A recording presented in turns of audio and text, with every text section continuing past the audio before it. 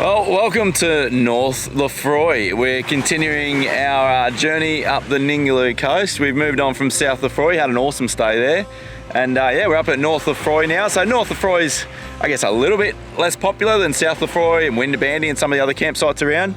But it's a beautiful beach, and although we've got a bit of cloud cover at the moment, there's hardly a breath of wind, and it's quite sheltered from northerlies. So at the moment there's a northerlies coming for the next few days, so I think we've jagged it in that sense. But it's a beautiful little spot. I think it's a bit underrated in a way. I think the people who love it here are fishermen. Yeah, fishers. I think there's a distinct fishing vibe going around the camp, and hopefully I can learn a thing or two. Yeah, Pete said he's going to take the kids out for a bit of a fish. The kids are dead keen to have a fish. There's been people catching a bit off the beach here apparently, so hopefully the kids have a bit of luck there. There's no actual camping on the beach here at North Lefroy. Everything's just back off the beach. We're just behind this dune behind us is where we're set up. There is some campsites that are a little bit closer to the beach, but just a really good filler for us between when we could get a South Lefroy booking and a Windabandy booking. And looking forward to hanging out here for a few days. I did notice there is an awesome looking four-wheel drive track that goes up the range just behind us, so we might do that. And fires, we can have fires again, so looking forward to getting the fire going. I'm not surprised you found the four-wheel drive track. Yeah. Not at all. Yeah, so we're camped up here with our mates Mel and Pete, who you've met from our other episodes, and yeah, we're travelling with them through the Ningaloo, and yeah, really looking forward to spending some time together, kicking back, letting the kids play. By the end of this week that we're here, will have been 3 weeks since our last restock, so we'll do a restock probably towards the end of our stay here. There's not really any snorkeling here, I don't think, directly off the beach like there is at South Lefroy, but a four-wheel drive track's going to be a bit of fun, and hopefully the kids have a bit of luck fishing and see how we go. All right, let's show you around.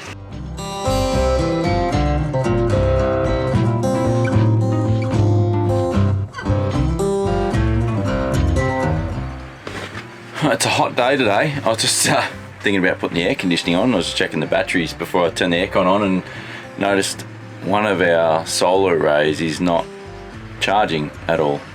We have 2 controllers, MPPT controllers, for our 8 panels on the roof. 4 panels go through each, and they come through 2 separate inputs on the Simarine, so I can see what's coming from each separate array. I just went and checked the charger, and it's throwing an overheat. We've definitely had hotter weather than this and haven't had an issue, so I'm not sure. And I would have thought if the batteries, because both solar arrays feed into the same batteries, I would have thought if one turns off, then the other one would as well. I wanted to see if there's a way to reset the controller or something, or just wait for it to reset itself. It should reset itself. It says once the batteries get below 55 degrees, but I don't see that they're that hot. But anyway, that side of the van is in the sun, that whole side where the power system is. Yeah, the batteries aren't even hot, so I think it might be a false alarm. So I'm going to just see if I can try and reset the controller. Well, I just came around to reset the solar controller in here, and it had already reset itself. So I think me just opening this door, I'd say, because this door's baking in the sun. It's nearly 40 degrees today, and with the sun on directly on this, I'd say it's just all getting a bit hot in there. We've also had the inverter on for the last, I don't know, 3-4 hours while I've been video editing, so everything in there is getting very hot. And by the time I got around here, just with the extra airflow of opening the door up, it seems to have reset itself. But like Liz just said, it's something we're definitely gonna have to keep an eye on. It's something we've never noticed it do before, and maybe it's never done before, but maybe it's done it and we just haven't noticed, who knows. But anyway, for now, I'll take that as fixed.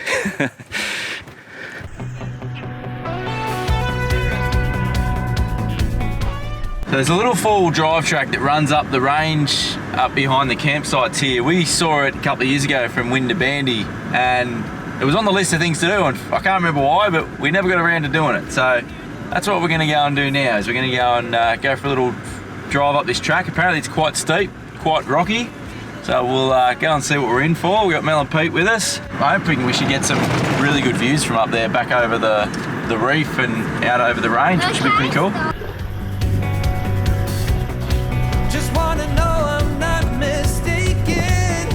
Hey, I'm calling for you, reaching out to know if it's true. I'm falling for you, yearning for you, reaching out to hold you down, hold you down.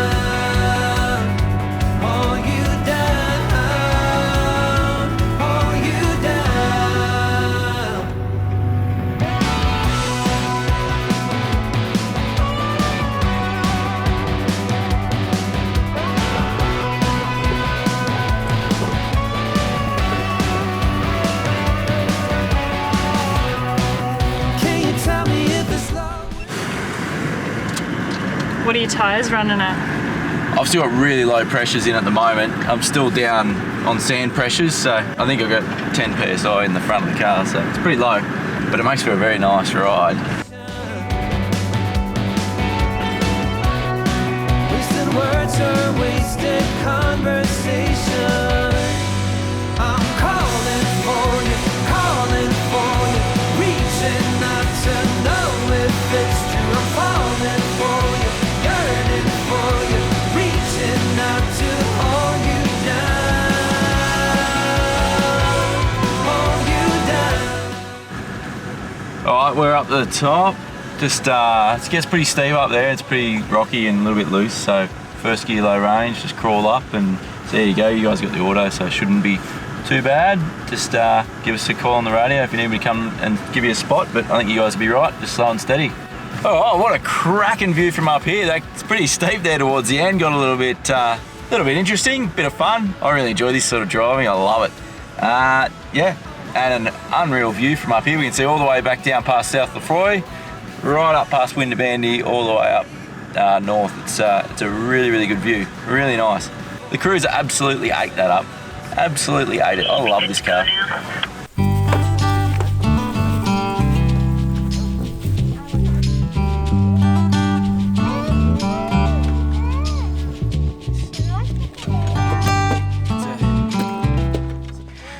So what you found, it says, congratulations, you found our geocache site, intentionally or not. What is this hidden container sitting here for? What the heck is this thing doing here with all these things in it? It's part of a worldwide game dedicated to GPS users called geocaching. It basically involves a GPS user hiding treasure, which is this container and its contents, and publishing the exact coordinates so other GPS users can come on a treasure hunt to find it. The only rules are if you take something from the cache, you must leave something for the cache, and you must write about your visit in the logbook. If you found this container by accident, great. You are welcome to join us. We only ask that you please do not move or vandalise the container. The real treasure is just finding the container and sharing your thoughts with everyone else who finds it. Geocaching is open to everyone with a GPS and a sense of adventure. There are similar sites all over the world. The organisation has its home on the internet. Visit our website if you want to know more. There's some interesting things in here, lads. There's someone left in there. There's a measuring tape, a little, what's that? A little pony, some pens, a packet of Skittles, the IGA Exmouth phone number, some bones, rocks, a Qantas something from Qantas, a sanitising wipe from Qantas. Here's a little, this looks like a bone of something, I don't know.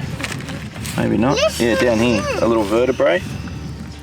A vertebrae is like a backbone from an animal. And let's see how old this newspaper is.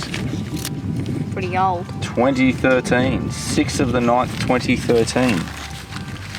Where the German pay gap overshadowed elections. Interesting year, that one.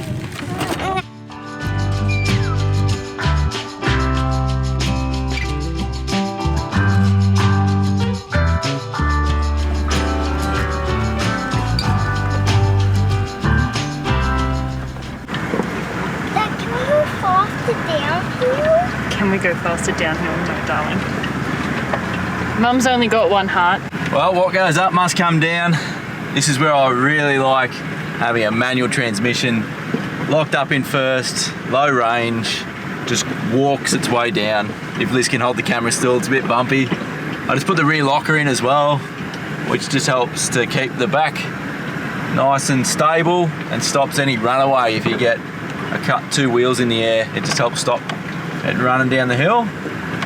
But yeah, it's pretty much a walk in the park for the old girl. Not that it's old, it just feels old.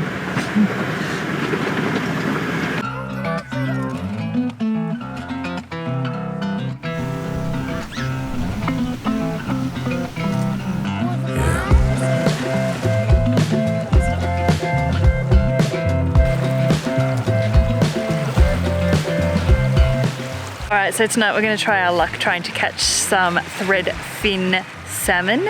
which are here at North Lefroy at the moment. Pete has got the hot word from some of the fishermen around here that are locals.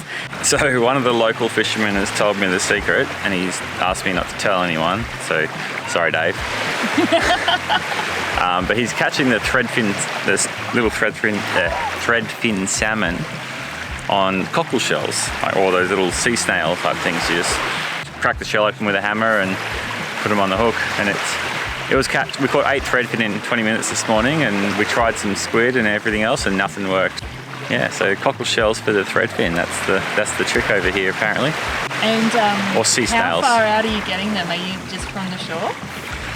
Yeah, honestly, it's on when I'm retrieving the bait, and they're just about 2 meters from the shore. Sometimes you hook up with them. Good little fighting fish too. They taste all right.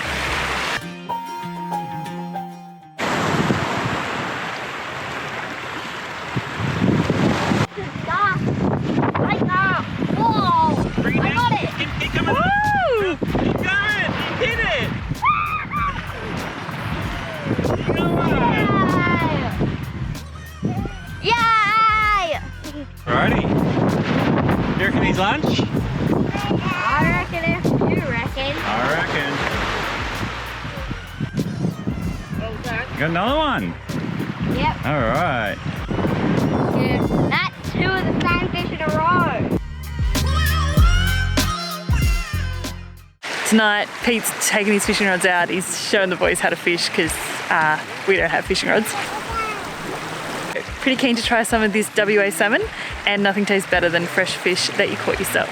So the boys are loving the fishing, in case you can't tell, and it's only a matter of time, I think, before we are full-fledged fishermen and have all the gear with no idea. But it's just a really beautiful process to see, like, the kids having these passions and interests that are not our passion and interest, but I'm getting into it because the kids are into it. So I'm really enjoying fishing with the boys, and so it's really nice to meet people that are happy to show you what you should do and where to go, because fishing is like a dark art. It's like, I feel like it's only 50% knowledge and like 50% science, but 50% art. Like, you can have all the knowledge, but there's just some people that just seem to get it, and they're like, no, you can't catch that fish or that species now. You have to wait till like it's the second moon of the 3rd month of the year or something like that, I don't know. But there is definitely a knack to this fishing. This moon tonight is insane. So the full moon has come out over the ridgeline. So we've got the sun setting behind us and this full moon rise coming up. What's up, buddy? You got one? Okay, I gotta go. We've got something on the line.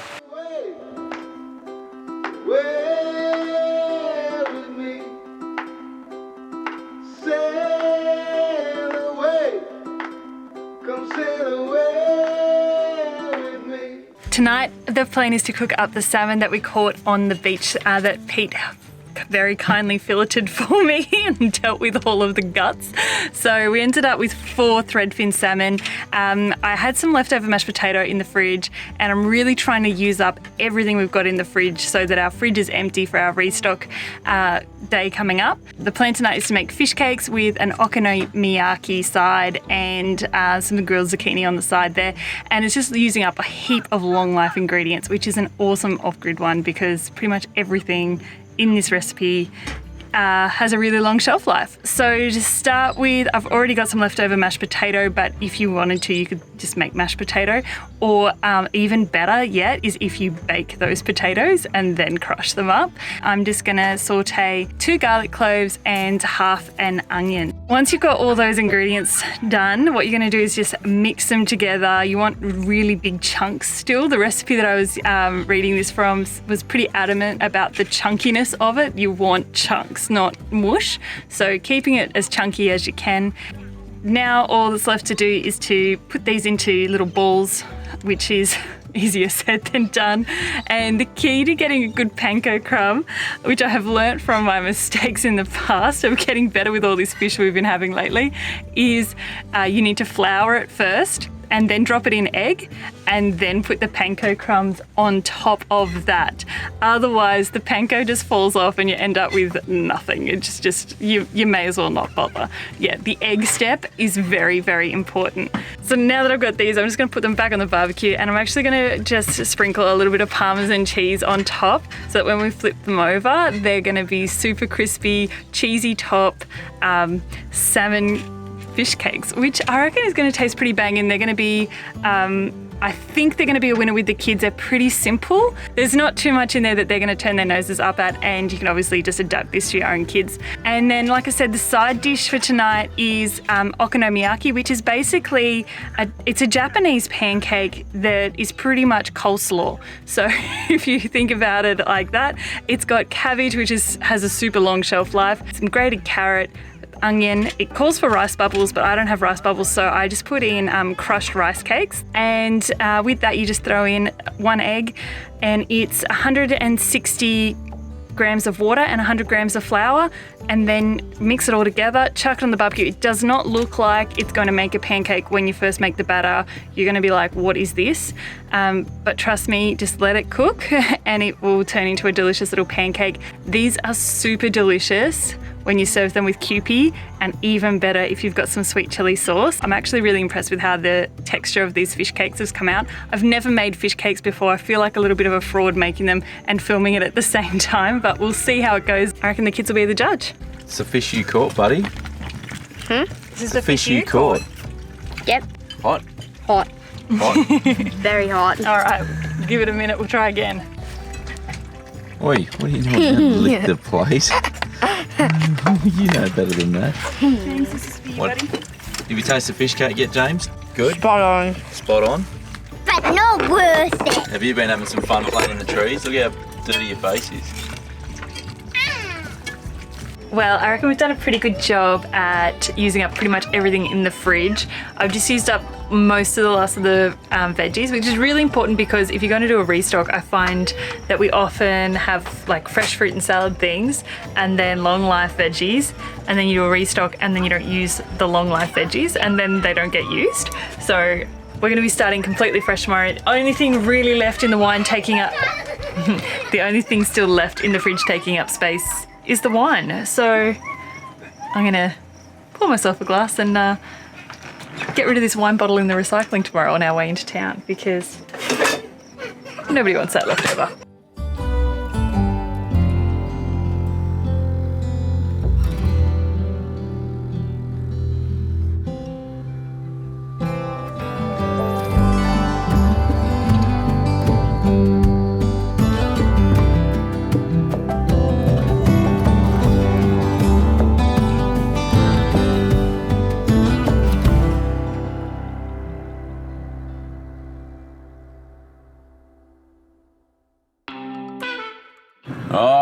Okay, town day today, restock day. So we have got all our rubbish on board. We're gonna go get rid of our rubbish. We're gonna get water, we're gonna get fuel, we're gonna get groceries, we're gonna go check out the brewery. Liz has got to do a passport application, we've got to pick up some mail. Yeah, gonna be a busy day. It's been 3 weeks since we've been into Exmouth or into town at all. It's gonna be a couple of hours driving each way, but actually looking forward to going for a bit of a drive. It's been a long time. Let's go.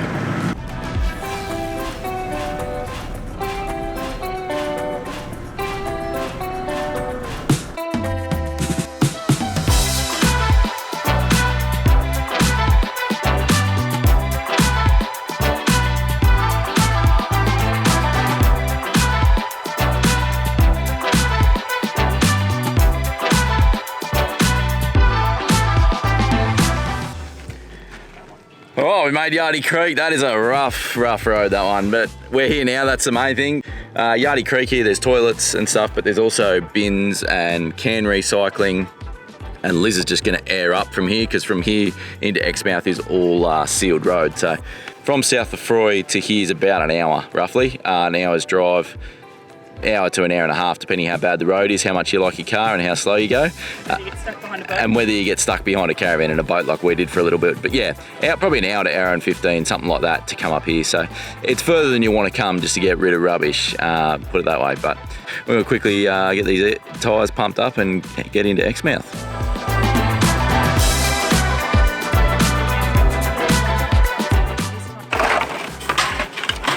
Don't look at me like that, it's been 3 weeks. Who's counting anyway?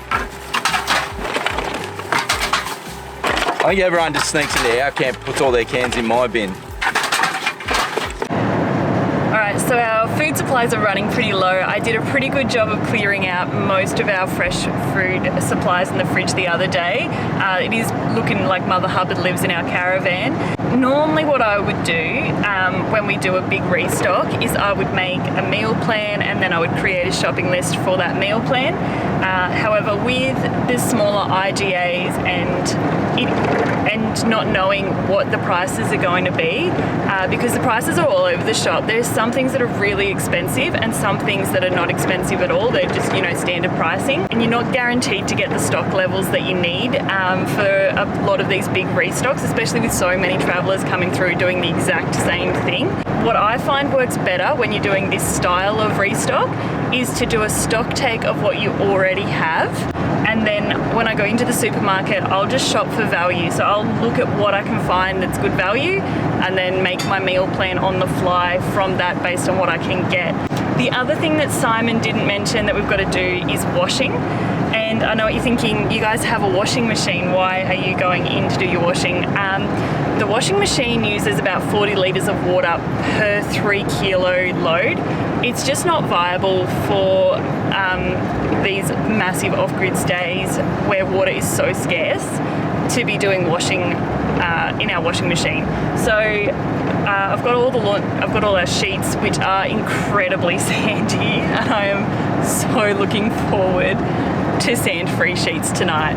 It will only be one night that they'll be sand-free. Tomorrow I can guarantee there'll be sand in them. But I tell you what, fresh, clean sheets is an absolute luxury. Better get a wriggle on if we're going to get to that brewery. All right, we made it to town. About a 2-hour drive all in all from North Lefroy. Be a little bit more from South Lefroy, similar from Windabandy. That includes airing up at Yardie Creek as well and getting rid of rubbish and stuff there. We're probably there for 10 or 15 minutes. So yeah, first stop I think is going to be get the washing on, get the laundry on. So we're going to do that and then start running around and doing all the old jobs so we can get to the brewery. That's the primary goal for the day. Rightio, I left Liz with the washing, trying to be efficient, so we're dividing and conquering. I've got the lads with me. We're just gone out of town to grab some fuel. So the cheapest fuel in Exmouth is just out of town in the industrial area at the Shell there. It's an unmanned servo with the auto pay system just on the southern side of town. So fueled up, now we're just at the water point, so we're going to grab some water while we're here. It's 5 cents a litre, minimum $2.50 I think, so 50 litres minimum. With the 76 we can carry at the moment 140 litres, so I've got a 100 litre bladder under the kids' feet, and then I've got 2 jerry cans in the back as well. I'll show you that in a little bit when we pack the car with groceries. But if you are looking at coming and doing remote camping like Ningaloo and other places around the country, a water bladder I think is one of the best things you can get your hands on. They're so versatile and handy to have, and they take up no room when they're empty, and they're obviously very light when they're empty as well, especially for restock days like this. Even if you don't have enough payload to carry it in your car when you're towing your van, you got to think when you take your van off, you're going to lose all that tow ball load, so 200-300 kilos, whatever it is, off your tow ball. So you free up that payload, and then you can use that to get water and save having to drag your van back into town to get water all the time. It is super handy. It's one of the things we use the most. We obviously use it for the desalination unit as well, but super handy for these sort of restock days. We'll get topped up on water here, go pick Liz up, knock over the groceries, and then it's time to head to Whalebone. Let's do it.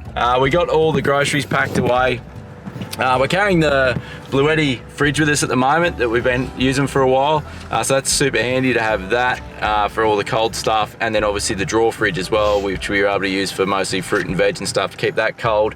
I did bring a couple of tread boxes on the roof just in case we needed the extra space, but at the moment we're pretty good. We do have some parcels and stuff to pick up still, so we'll see how we go. Righto, let's check the list. So we've got passports done, water, rubbish, post office, I got my eyebrows done, got alcohol, I got the anti-fog for the snorkel mask that's fogging up, and groceries. Only thing left on the list is the brewery. Was water and fuel on that list? Oh, that was your list. Oh mate, most of you missed half the stuff we came here for. Got rid of the rubbish, I got everything rubbish. else. What about laundry? Is laundry on your list? Yeah, no, laundry wasn't on the Well, list. the to-do list isn't on there. You've only got the it's just your shopping list. I managed to fit those 2 jerry cans down the side wing under the goal wing as well, which is pretty awesome use of space down there. And they fit in nice and snug, so they don't move around at all on the rough roads. We're pretty jam full, but it's been a successful restock trip. We're going to go to the brewery and have a few brews. I hope you enjoyed this one, something a little bit different for us. We'll see you guys next Sunday. See you next Sunday. Fat. Fancy seeing you here. Well, it was pleasant. Was planned. Imagine us saying no, but like what's surprising is that like we're all like within 5 minutes of being on time. 5 seconds. Are you? I'm not. Simon is not. Won't you come on over? We can party till the sun's down. Baby, let me buy you a drink while we're dancing a blink. I could go for some Queen Bee too. Macy's going boom boom. If you're looking for some crazy, I'll tell you everybody's standing in a line for the water slide. You can come on over. Did you get your little anchovies? Yeah. Oh, yeah, give me the rocket. Everybody's looking for a ride in the water slide. Water slide. This one My favourite. is like a McDonald's Happy Meal. It's so good.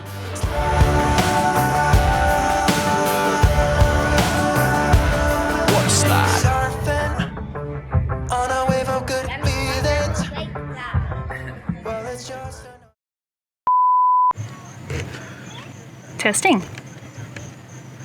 Cool. Okay. So I'm going to just see if I can try and reset the controller after I vacuum up all this sand. So nothing too extreme in there that they're going to throw their nose up, throw their noses up at. Turn their nose up at. Turn their noses up at, thank you. Good. Filming, okay? Hang on, let me censor that. There's no like on top of this. Confidence building. Lads, quiet please. Wait for it to focus. Okay.